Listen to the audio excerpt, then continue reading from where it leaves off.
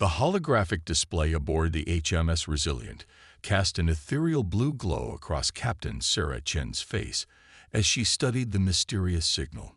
The deep space exploration vessel had been tracking the quantum frequency for 3 days, following it to the edge of known space. Something about its pattern seemed deliberate, almost like a message waiting to be decoded. "Dr. Rivera, what do you make of this?" Sarah called to her chief scientist, who was hunched over a complex array of instruments. The woman's dark eyes narrowed as she manipulated the quantum signature. "It's unlike anything we've encountered, Captain. The signal appears to be emanating from a beacon of some sort, but its technology is—" She paused, searching for the right words, millions of years ahead of anything we've seen. The Resilient hung in space like a silver arrow, its quantum drives humming quietly against the void. Sarah had commanded the vessel for 5 years, leading humanity's push into the unknown. Earth's rapid technological advancement over the past decade had been nothing short of miraculous, from simple chemical rockets to quantum-integrated starships in less than 50 years. "Captain, we're receiving a transmission." Lieutenant Park's voice cut through her thoughts. It's from the beacon." The holographic display flickered, and suddenly the bridge was filled with the image of a being unlike any they'd encountered. Its form seemed to shift between states of matter, both solid and energy at once. When it spoke, its words translated directly into their minds. "You have been warned." The entity's thoughts resonated. "The children of Earth advance too quickly. The galaxy is not ready for what you might become." Sarah felt a chill run down her spine. This isn't a distress beacon, she realized. It's a warning about us. Before they could process this revelation, the ship's quantum sensors blazed to life. Multiple vessels dropping out of quantum space. Lieutenant Park shouted, They're everywhere." A fleet of ships materialized around them. Their designs varied, but all clearly alien. The Resilience displays identified vessels from at least 7 different species, all bearing the markings of the Galactic Council, an organization humanity had only heard rumors about until now. Receiving transmission from the lead vessel, Park announced, his voice tight with tension. The face that appeared on their screen was avian in nature, with iridescent feathers and sharp, intelligent eyes. "I am High Commander Zarak of the Galactic Council Containment Fleet. Your species has been deemed a potential threat to galactic stability.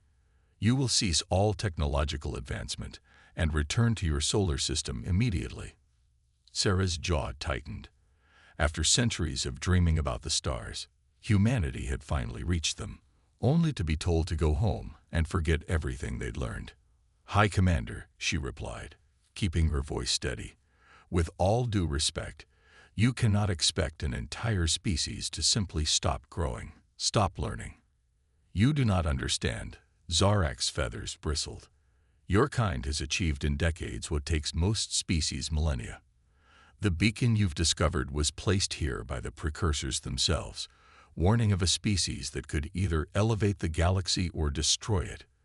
Your quantum integration technology alone has advanced faster than any recorded civilization. Perhaps that's exactly why we shouldn't be stopped." Sarah countered, "Our drive to explore, to understand, to improve, it's fundamental to who we are. We've overcome our own destructive tendencies. We've united our planet. We're ready for this." "You have 1 standard rotation to comply," Zarak declared. "After that, we will enforce containment by any means necessary." The transmission cut off. Sarah's fingers flew across her console, sending an encrypted quantum burst transmission to Earth Command. They needed to know what humanity was facing. The response came almost immediately. "Holy positive. Reinforcements," Ian wrote. "Humanity will not be contained." Dr. Rivera approached Sarah's chair, her expression thoughtful. "Captain, the quantum signature from that beacon. I don't think it was just warning about us. I think it was waiting for us. The way it interfaced with our systems, how easily we could understand it. It's as if it was designed specifically for human consciousness." Sarah nodded slowly. pieces falling into place. They're not afraid of our technology, she realized. They're afraid of how we think, how we adapt, how we take ideas and transform them into something new. The quantum sensors pinged again. This time, the signals were familiar, human ships dropping out of quantum space around them. The HMS Defiant, the HMS Challenger, the HMS Endeavor, humanity's most advanced vessels, each carrying technology that even Sarah hadn't known existed. Admiral Chen's voice, Sarah's mother, came through clear and strong. The Galactic Council thinks they're containing a threat. Instead, they're about to discover why the precursors left that beacon. Humanity isn't just ready for the galaxy. We're essential to its future. All ships, battle formations. Let's show them exactly what human ingenuity can do. As the human fleet moved into position, Sarah couldn't help but smile. The aliens had spent millennia advancing in careful, measured steps. But humanity, they took quantum leaps. And now, facing the combined might of the Galactic Council, they would prove exactly why that made them special. The Resilience quantum core pulsed with power as the ship's AI merged with Sarah's consciousness, a synthesis of human intuition and machine precision that no other species had even imagined possible. Around them, the other human ships did the same, each captain joining in a neural network that would coordinate their actions with impossible speed and accuracy. All stations, battle-ready, Sarah commanded, her voice carrying the weight of humanity's future. Let's show the galaxy why they should have heeded that warning, not about what we might destroy, but about what we're about to help them become. The stars themselves seemed to hold their breath as two civilizations, two philosophies, prepared to clash. Humanity's leap into the galaxy had been warned about for millions of years. But now, at last, they would prove whether that warning had been born of fear or hope.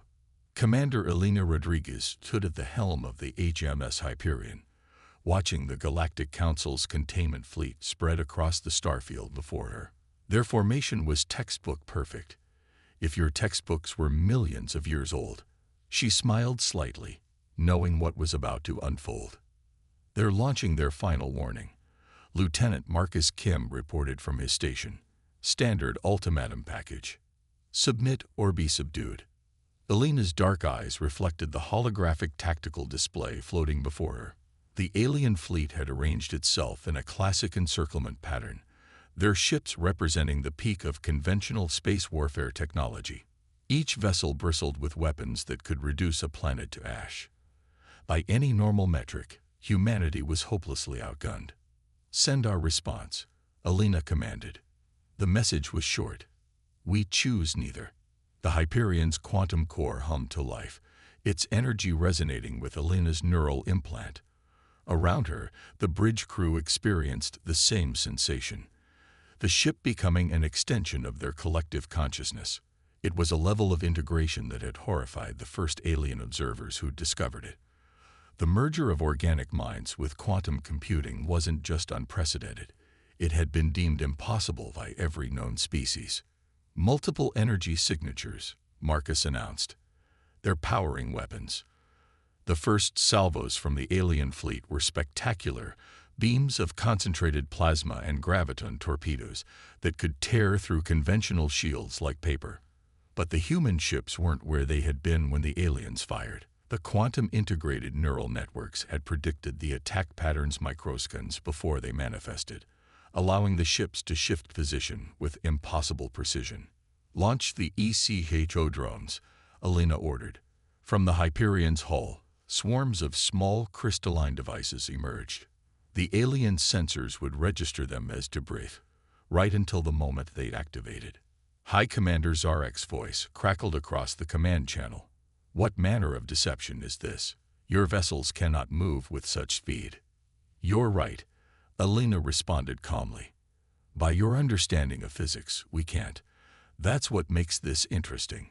The ECHO drones activated simultaneously, each one generating a quantum field that mirrored the human ship's signatures. Suddenly, instead of facing 12 human vessels, the alien fleet's sensors showed hundreds.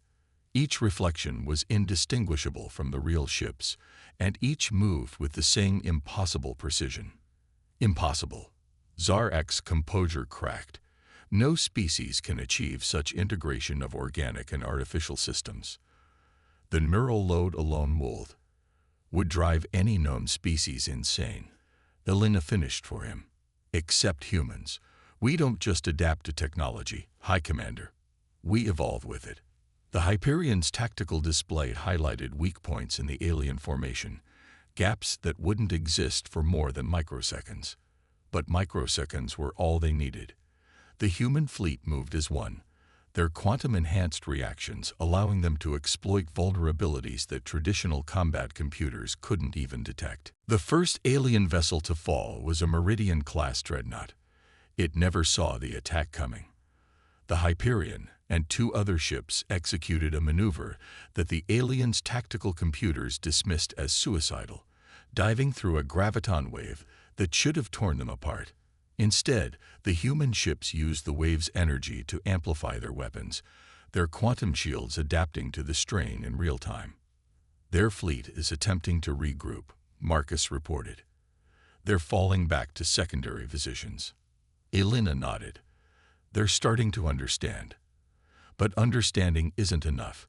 They need to accept what we represent. The alien fleet's response was to launch their most devastating weapons, reality warping devices that could theoretically trap ships in localized time distortions. It was the kind of attack that had subdued countless civilizations before. But as the weapons activated, something unexpected happened. The human ship's quantum cores pulsed in unison, their neural networks expanding to encompass the distorted spacetime. Instead of being trapped, they used the distortions to their advantage, executing maneuvers that defied conventional physics. How? Zarek's voice was barely controlled. These tactics, this technology, it should take millennia to develop. That's where you're wrong, Elena replied.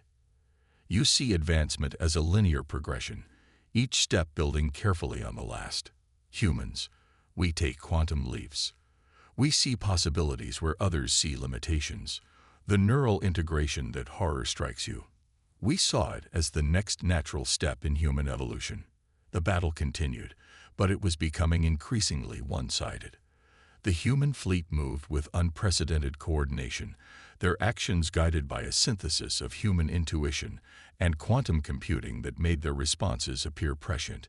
The aliens' sophisticated combat algorithms, developed over thousands of years, proved inadequate against opponents who could literally think at quantum speeds.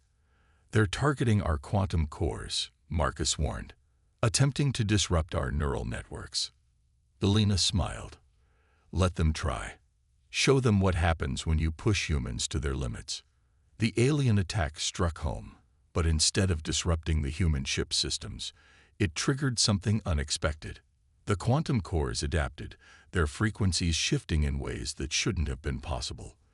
The neural networks didn't collapse. They evolved, becoming even more efficient. Status report, Elena commanded, even as she felt the enhanced connection through her neural link.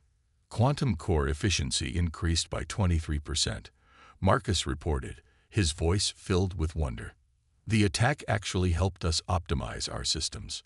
Elena opened a channel to all ships, both human and alien. This is Commander Rodriguez. What you just witnessed is humanity's greatest strength. We don't just survive challenges. We grow stronger because of them. Each attack you launch teaches us something new. Every tactic you employ helps us evolve. The alien fleet had stopped firing, their sensors undoubtedly trying to make sense of what they were witnessing. Elena continued, You can continue this battle, but understand this, with each passing moment, we're not just fighting you. We're learning, adapting, becoming something more than we were. The question isn't whether you can defeat us. The question is, what will we become in the process of defending ourselves? Silence filled the communications channels as the Galactic Council forces processed this reality. Their containment strategy, perfect against conventional threats, had not only failed but had actively contributed to human advancement. It was everything the ancient beacon had warned about, a species that could take the galaxy's established order and transform it into something entirely new. The battle wasn't over, but its nature had fundamentally changed. The aliens weren't just fighting human ships anymore. They were confronting the future of what spacefaring civilization could become, whether they were ready for it or not. Dr. James Wong stared through the quantum observatory aboard the HMS Prometheus, watching reality itself ripple around the battling fleets. His creation, the quantum neural interface, was performing beyond even his wildest expectations. The holographic displays surrounding him showed streams of data that would have been incomprehensible to anyone without neural augmentation. "The Council fleet is adapting," he murmured, more to himself than to his team of quantum specialists. But not fast enough. Through his neural link, James could feel the collective consciousness of the human fleet, thousands of minds working in perfect harmony with their ship's quantum cores. It was beautiful in a way that defied conventional description. Each thought, each decision, each action rippled through the quantum network at speeds that made light seem sluggish. "Dr. Wong," Captain Maya Patel's voice cut through his observations. "The Galactic Council is requesting a direct communication link. They want to speak with the creator of the quantum integration system." James straightened his lab coat, a habit from his earthbound days that he'd never quite shaken. "Put them through." The quantum hologram coalesced into the form of the Council's leading scientist, a being of crystalline structure that identified itself as X427. Its multifaceted surface caught the light in ways that created ever-shifting patterns. Dr. James Wong, the crystalline being's thoughts translated directly into James's mind. "Your achievement defies all known laws of quantum mechanics. It should be impossible for organic minds to maintain coherence at quantum scales." James smiled slightly. "That's because you're thinking in terms of adaptation rather than integration. We didn't try to force human consciousness to operate at quantum scales. We created a symbiotic relationship between organic thought and quantum computation." He gestured, and the space between them filled with complex mathematical equations, the fundamental principles behind the quantum neural interface. Human consciousness doesn't just observe quantum states, it becomes part of them. Our thoughts don't collapse quantum superpositions, they dance with them.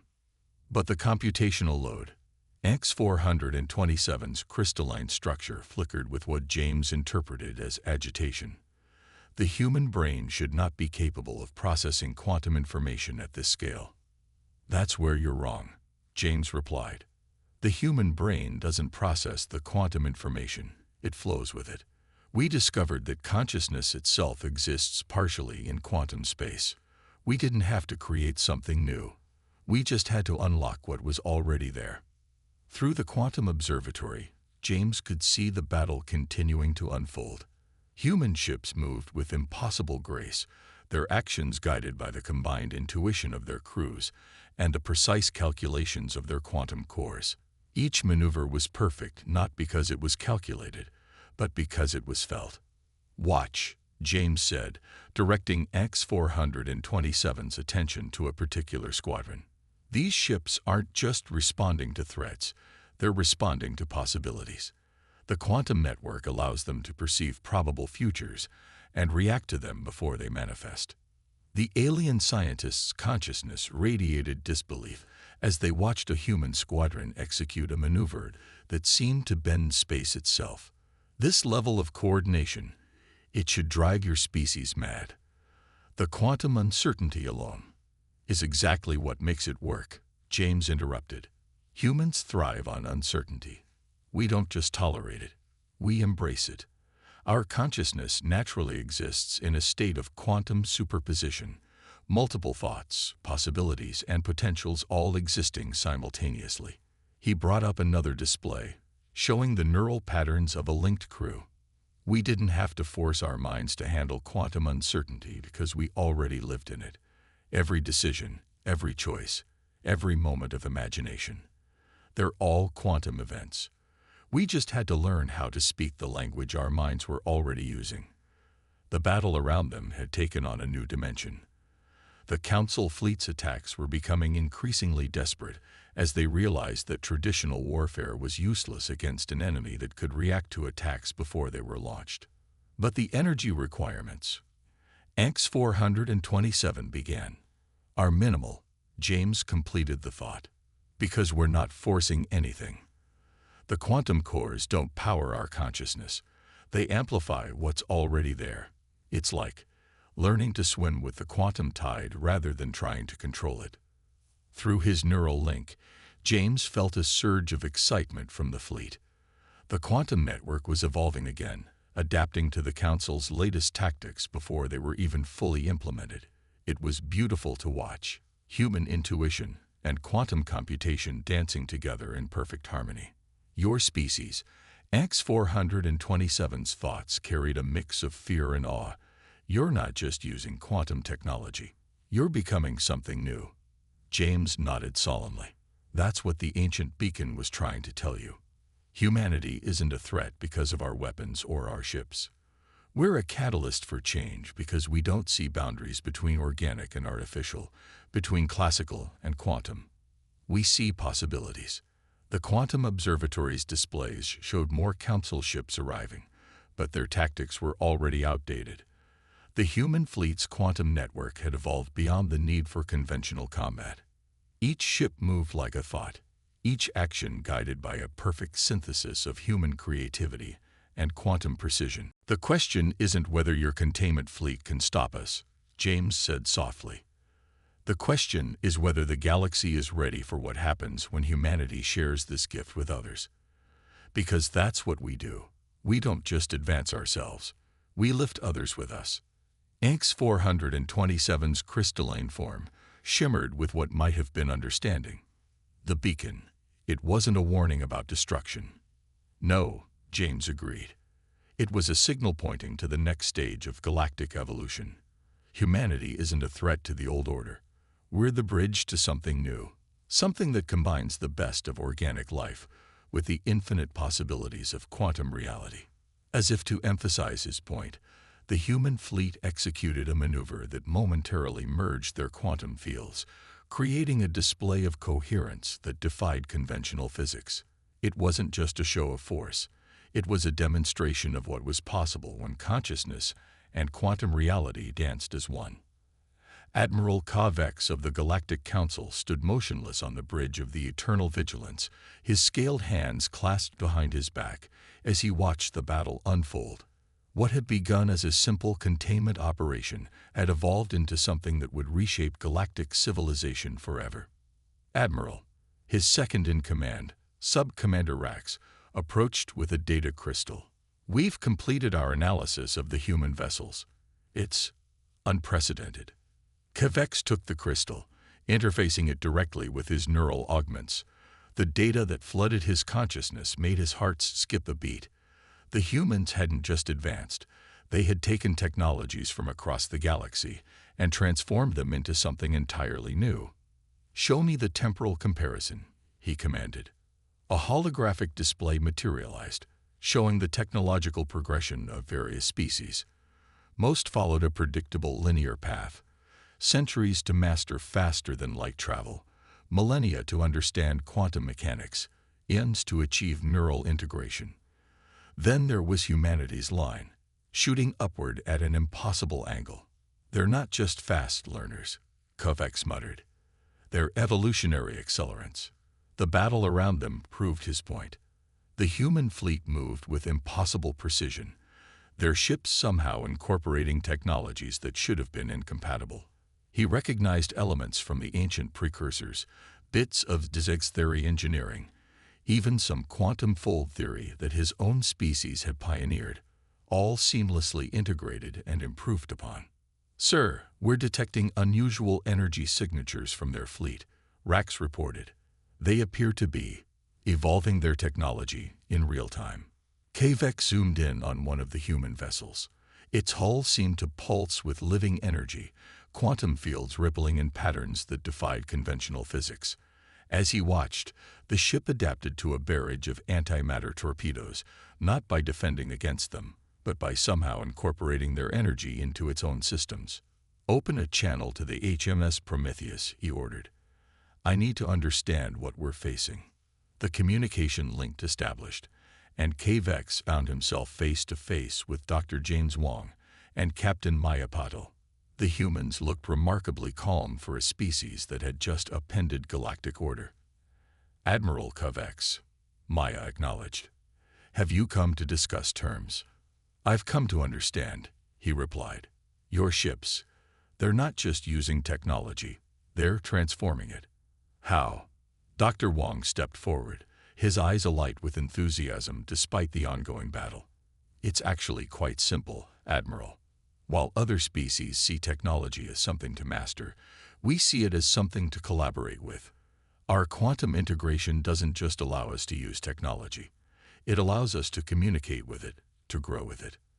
As if to demonstrate, the Prometheus's quantum field suddenly shifted, adapting to a new attack pattern from the Council fleet before it was even launched.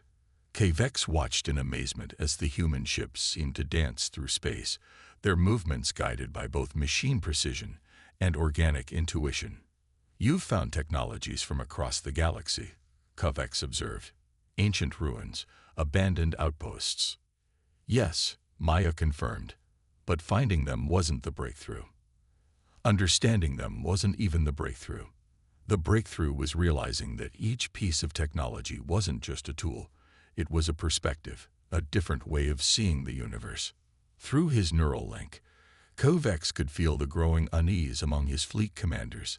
The humans weren't just winning the battle, they were transcending it. Every attack, every strategy, every tactic was being absorbed, understood, and evolved beyond its original purpose. "The ancient beacon," K-Vex said slowly, pieces falling into place. "It wasn't warning us about the danger of your advancement. It was preparing us for the necessity of it." "Exactly," Dr. Wong nodded. "The precursors understood that the galaxy needed a species that could break through the barriers of conventional development. Not through conquest or dominance, but through synthesis and evolution." A massive explosion lit up space as one of the Council's dreadnoughts overloaded its quantum core, attempting to take out a squadron of human ships.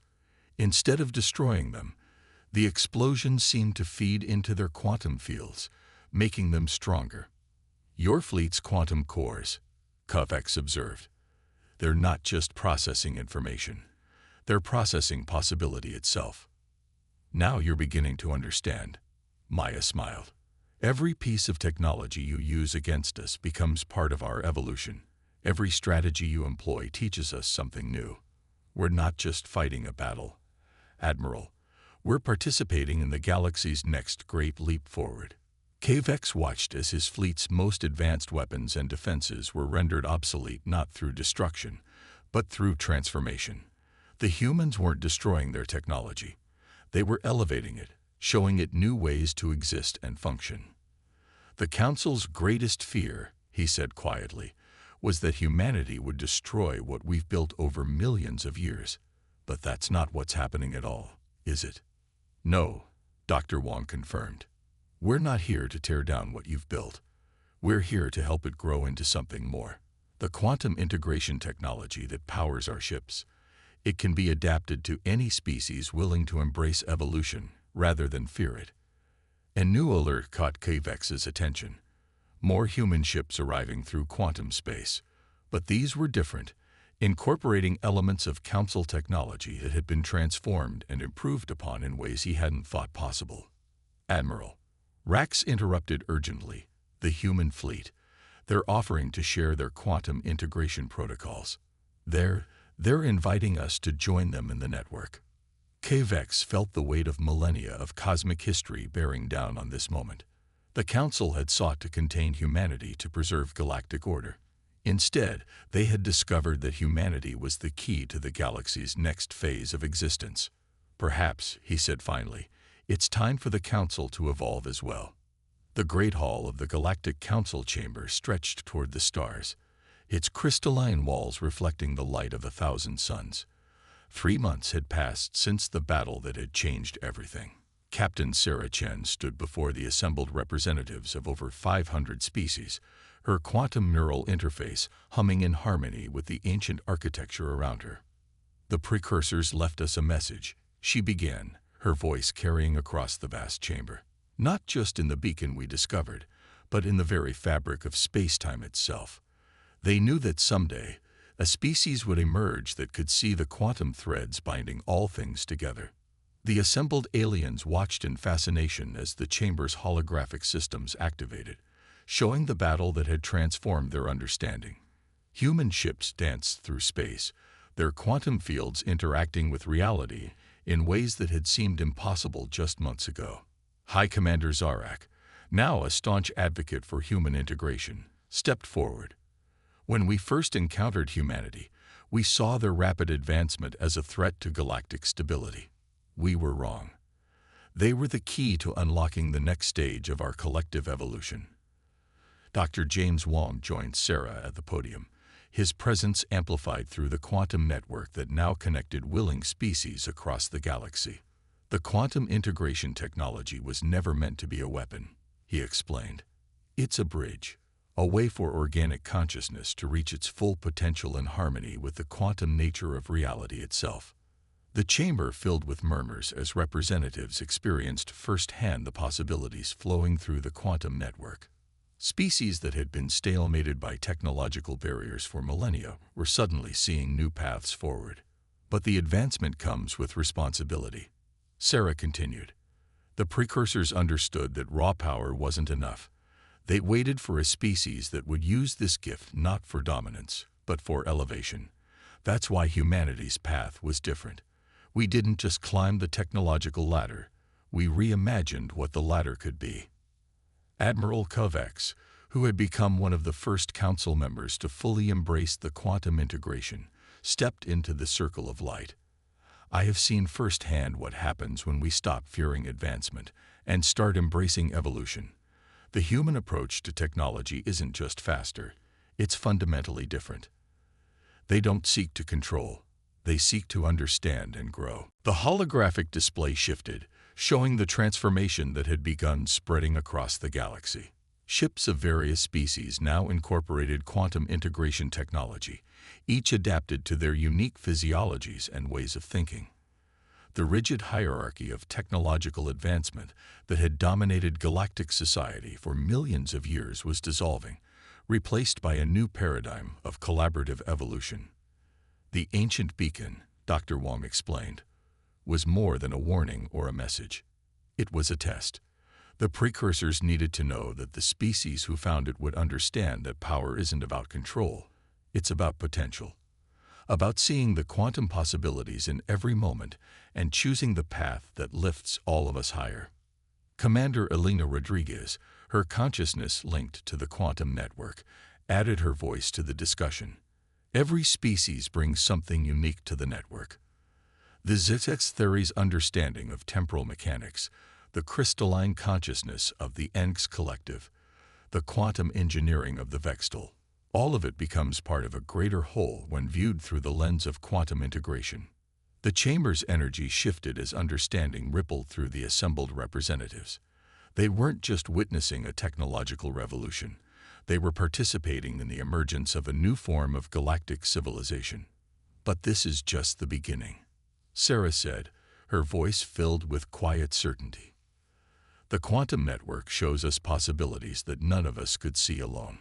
Challenges that seemed insurmountable are revealed as opportunities for growth.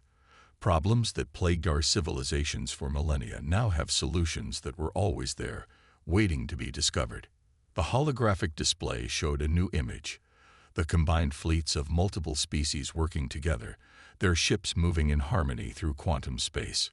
What had begun as a confrontation had evolved into the greatest collaborative effort in galactic history. The Galactic Council once sought to maintain stability by controlling advancement, High Commander Zarak acknowledged. Now we understand that true stability comes not from control, but from growth. Humanity hasn't just shown us new technology. They've shown us a new way of existing in the universe. Dr. Wong stepped forward one last time. The question was never whether humanity was ready for the galaxy. The question was whether the galaxy was ready for what humanity could help it become. The answer, as we can now see, is yes. The quantum network pulsed with the combined consciousness of billions of beings across the galaxy, each contributing their unique perspective to the greater whole. The rigid boundaries between organic and artificial, between matter and energy, between past and future, were dissolving into a new understanding of reality itself. Sarah looked out at the assembled representatives, feeling the weight of this moment in history. The precursors left us their legacy, not because they wanted us to preserve it, but because they wanted us to transform it, to take what they began and evolve it into something even they couldn't imagine. That's not just humanity's gift to the galaxy. It's the gift we all give to each other when we choose to grow together. As the chamber erupted in a chorus of agreement, the quantum network rippled with possibilities. The age of containment was over. The age of evolution had begun. And humanity, the species that had once been seen as a threat to galactic stability, had become the catalyst for the greatest transformation in cosmic history. The stars themselves seemed to shine brighter, as if acknowledging that the galaxy's children had finally learned to dance with the quantum rhythm of the universe itself.